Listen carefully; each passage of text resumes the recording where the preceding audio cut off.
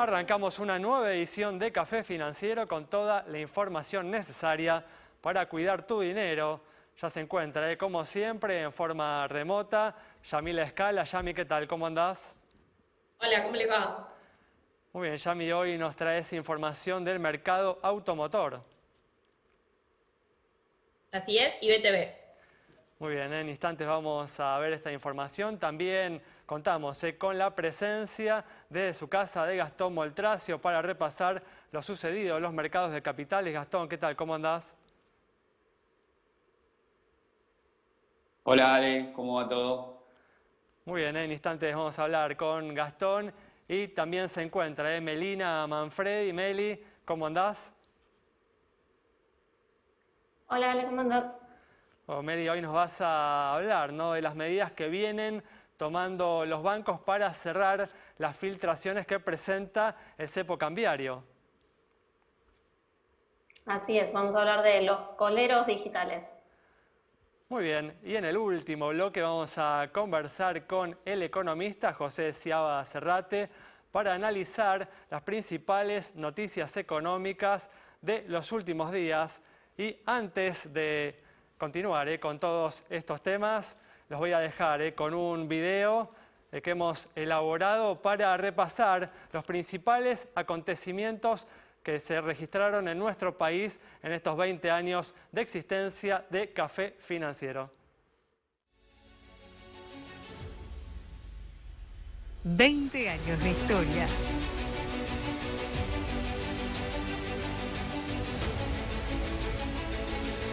Veinte años con vos.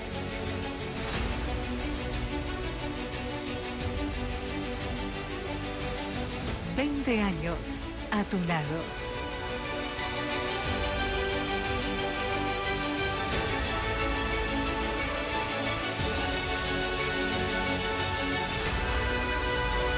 Veinte años de Café Financiero. Bueno, 20 años, como siempre, ha sido nuestro país una historia turbulenta en materia económica. Y bueno, vamos a arrancar con la actualidad económica y decíamos hace unos instantes que en los últimos días, instigados por el Banco Central, los bancos vienen tomando algunas medidas para cerrar las filtraciones que presenta el cepo cambiario. ¿Cuáles son estas medidas, Meli? Sí, Ale, como vos decías, si bien no hubo una comunicación oficial del Banco Central, lo cierto es que los bancos tienen que velar por el cumplimiento del cepo cambiario, las restricciones que hay vigentes.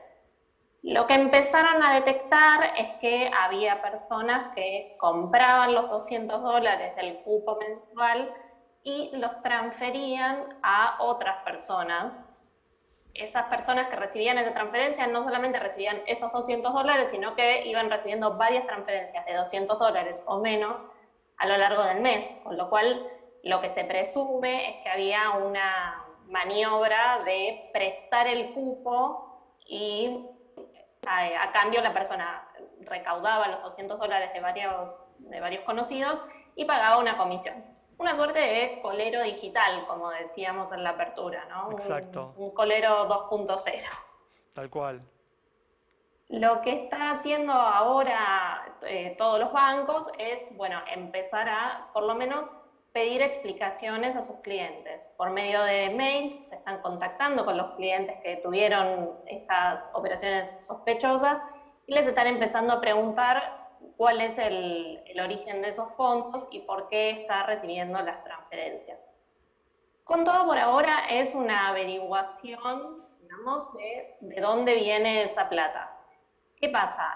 Si bien estaría siendo una infracción de lo que es el cepo cambiario, todo lo que son las actuaciones penales cambiarias y todos los sumarios, recordemos que están suspendidos hasta el 30 de septiembre, con lo cual se pueden abrir investigaciones, por ejemplo, en el Banco Central, pero al momento de presentar los descargos va a haber que esperar a que esa suspensión esté sin efecto. Por lo pronto, ya te digo, a partir del 1 de octubre. Muy bien, medidas entonces para evitar el uso indebido del cupo para acceder al dólar oficial. Y en estos últimos días alentados por la expectativa del desarrollo de una vacuna contra el coronavirus, vienen subiendo los mercados de capitales internacionales. Gastón. Sí, Ale, efectivamente, la posibilidad de una vacuna en realidad está generando cierta expectativa positiva por el lado de los mercados. Tenemos al índice S&P 500 que está cómodamente operando arriba de los 3.200 puntos. El S&P 500 es el índice bursátil más representativo del mercado americano.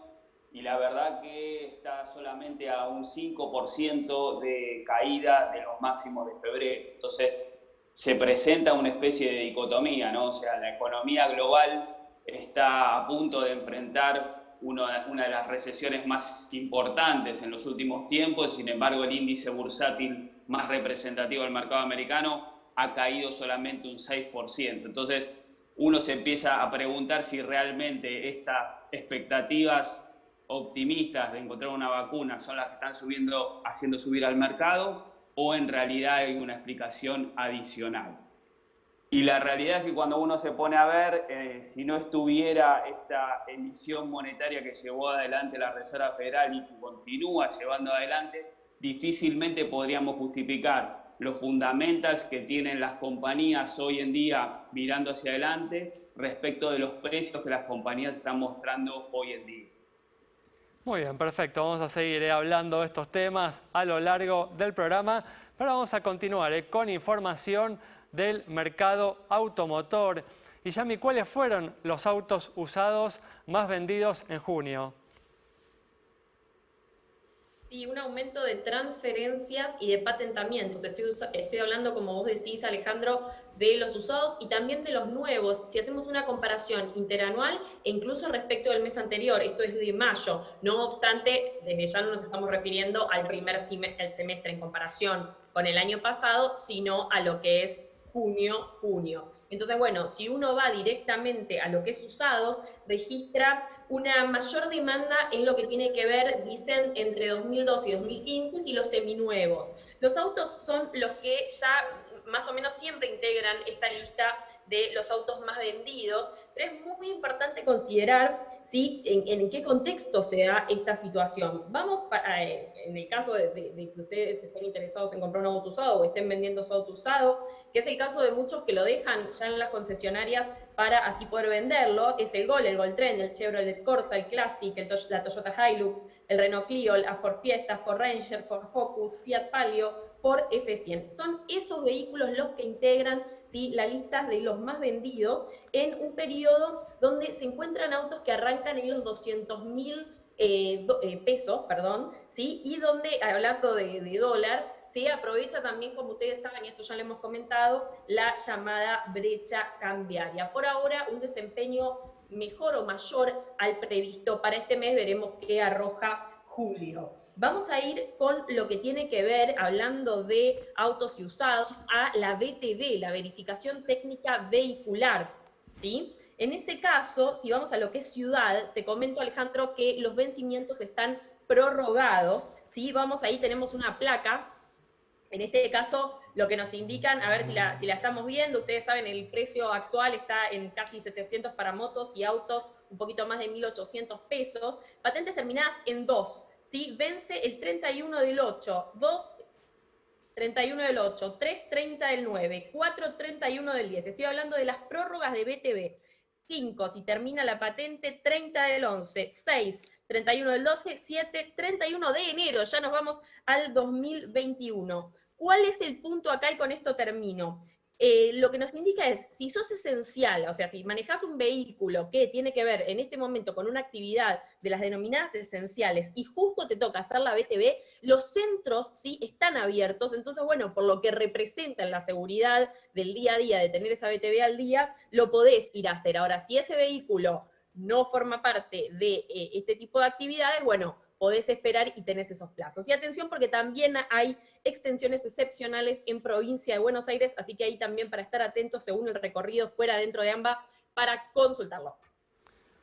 Muy bien, bueno, recordá que te podés comunicar con nosotros a través de Twitter, a través de Facebook y a través de WhatsApp para hacernos cualquier consulta, para transmitirnos cualquier inquietud. Encontrás las vías de contacto ahí en la pantalla para comunicarte entonces con nosotros. Cerramos así este bloque. Quédate, en instantes estamos nuevamente con vos.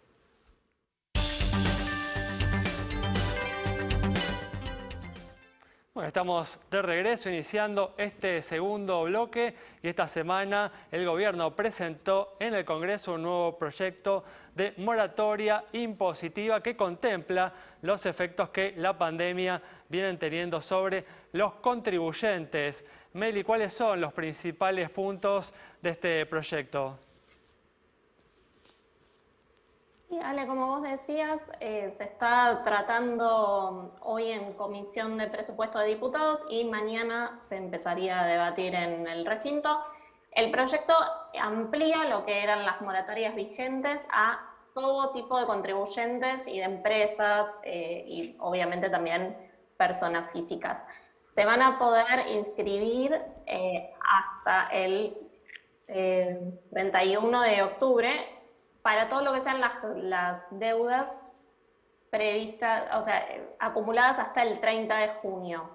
Con lo cual ahí va a quedar una ventana que, bueno, los tributaristas están pensando que quizá después esto, una vez aprobado, se pueda extender por decreto. Cosas importantes. En lo que son deudas tributarias y aduaneras va a haber entre 96 y 120 cuotas. Mientras que en lo que son deudas con la seguridad social, las cuotas van a variar entre 48 y 60. La cantidad de cuotas que tenga cada uno va a tener que ver con el tamaño de la empresa. Obviamente las pymes, por ejemplo, van a tener mayores facilidades. Y respecto de los intereses, va a haber una tasa fija de 2% hasta enero, y luego habría una tasa variable que en principio sería similar a la tasa Badlar, está por determinarse. Muy bien, perfecto. Y para cerrar este bloque ahora vamos a repasar una recomendación de Gastón Moltracio, justamente para aquellas personas que en este momento tan especial están buscando la mejor manera de proteger sus ahorros.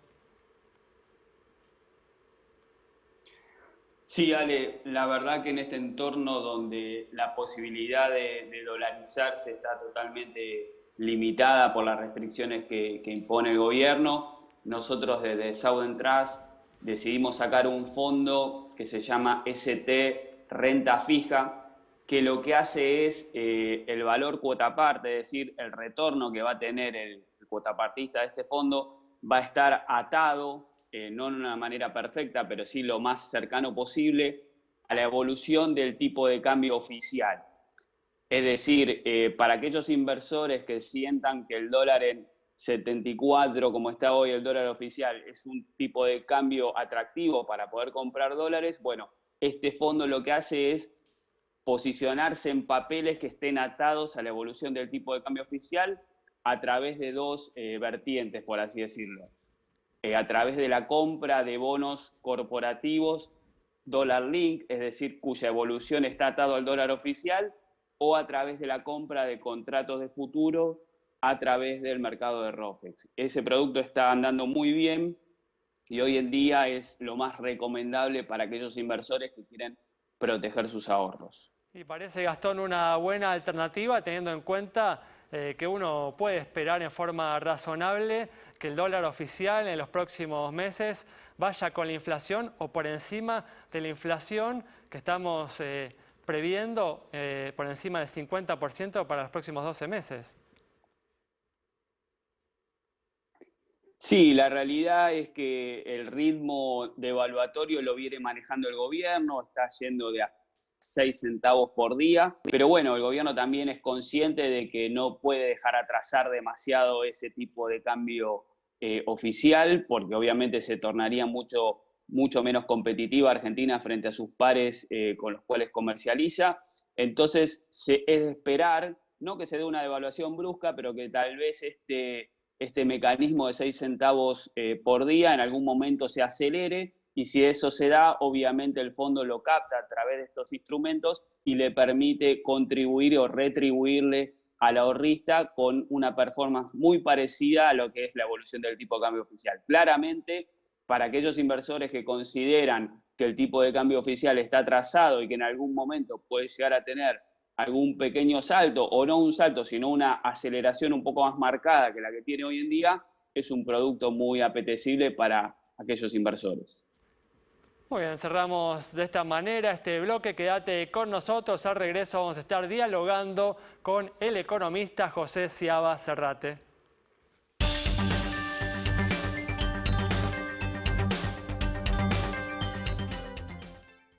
Muy bien, arrancamos este último bloque ya con la presencia en forma remota del economista José Sciaba Serrate para analizar las principales noticias económicas de estos últimos días. José, ¿qué tal? ¿Cómo andás? Muy bien, ¿cómo estás? Bueno, gracias por atendernos. Placer. Hoy, de acuerdo a lo informado, hoy por el INDEC la inflación de junio fue del 2,2%, por encima de las cifras registradas en abril y mayo del 1,5% en ambos meses. José, ¿crees, digamos, tenés la expectativa o coincidís con la perspectiva así bastante extendida de que la inflación continuará subiendo en los próximos meses y se ubicaría por encima del 4% mensual hacia finales de año? Mucho va a depender de la pandemia, del encierro y de la facilidad con la cual podamos retornar a actividades, llamémoslas más normales, aún conviviendo con la enfermedad. Las lecturas de inflación han sido bajas. Esta es una lectura baja, es más alta que lo que se esperaba, pero la inflación estos 3 últimos meses ha sido mucho más baja que la que traíamos de arrastre y también más baja que la que cabe esperar hacia adelante. ¿Qué magnitud va a tener hacia adelante? Va a depender de qué otras decisiones se tomen. Por eso, Hoy es difícil hasta interpretar qué significa el número, qué es lo que estamos midiendo en concreto. Esto es un shock deflacionario en todas partes del mundo, y lo es en la Argentina en términos de actividad, de gasto, de ingresos. La manera en la que se está financiando en Argentina, al tener un mercado de capitales que nos veda el acceso, es a través de una gran emisión, pero también esa emisión ha sido recortada por decisiones de esterilizar usando el ELIX, que no se querían tomar al algún principio y se tomaron después. También es verdad que hay muchos productos que quizás no están accesibles, hay un impacto sobre los ingresos muy heterogéneo, gente que puede tener una capacidad de ahorro.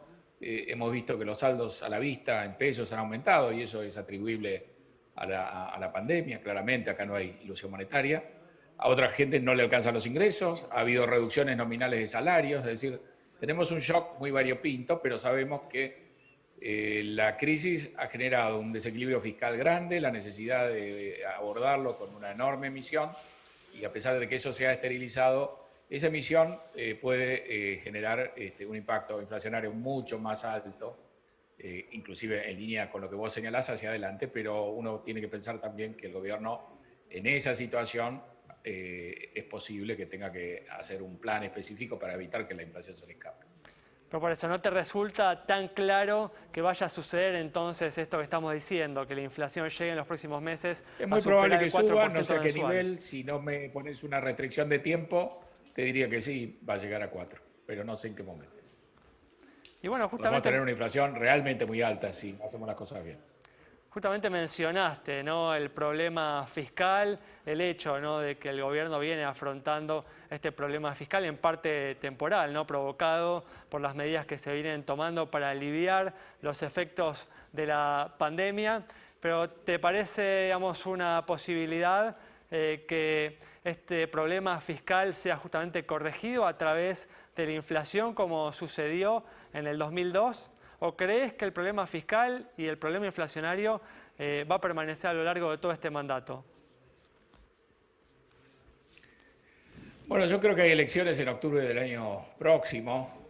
Va a haber que llevar adelante una campaña electoral y en esos meses la inflación, si no se la controla, va a ser un dolor de cabeza muy grande. Así que creo que va a haber una respuesta a la inflación. A lo mejor podemos tener unos meses de descontrol, podemos tener algún plan que no funcione, pero la inflación en los niveles en los que se puede proyectar, si no corregimos el desequilibrio fiscal, es muy, muy alto como para pensar que no se va a hacer nada en algún momento.